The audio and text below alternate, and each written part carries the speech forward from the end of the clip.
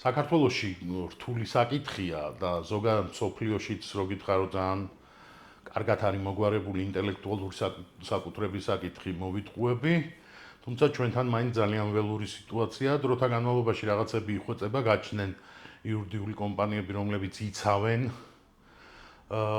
ინტელექტუალურ საკუთრებას, ჩვენ შემთხვევაში იყო ხოლმე ყოველთვის დილემა ესეთი, რომ როდესაც რაღაცა პირატული კონტენტი ჩვენზე ჩვენ პარაზიტირებით ახდენდა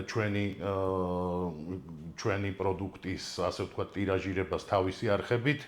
ამას აქვს ორი მხარე. ერთი, რომ კარგავ შენ რაღაცას ამ დროს და მეორე, რომ სამაგეროდ პოპულარობას, პენეტრირებას საზოგადოებაში ხელს უწყობს რა და ყოველთვის რაღაცა ზომიერების დაჭერას ვახერხებდით რა. არის ხოლმე როცა ძალიან თუ ეს მიზანმიმართულად არის, რომ კომერციული ინტერესი აქვს ადამიანს და ჩემს მიერ შექმნილი პროდუქტით ის ფულს შოულობს და არაფერს არ მინაწილებს, ეგ ხა ის არის ცუდი საქციელია და ამ დროს ვცდილობთ ხოლმე, რომ YouTube-ზეც, სხვა არხებზე, სოციალურ ქსელებში ზღუდავდით ხოლმე, ვაკონტროლებდით, ეხლა რადგან პროექტი გაჩერებულია, დიდად ეგ კონტროლიც აღარ არის.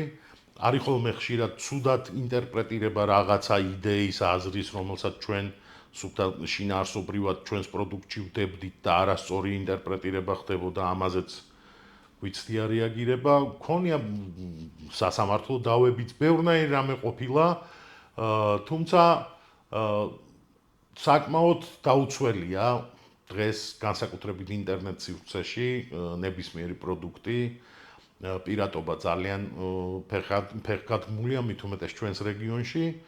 მაგრამ რაღაც მექანიზმებით მაინც ვცდილობ რომ აბალანსო, ყურადღება, ბრძოლა და ამაზეც კონცენტრირება და გარკვეული თანხის დახარჯვაა საჭირო, რომ ეს ყველაფერი აკონტროლო რა.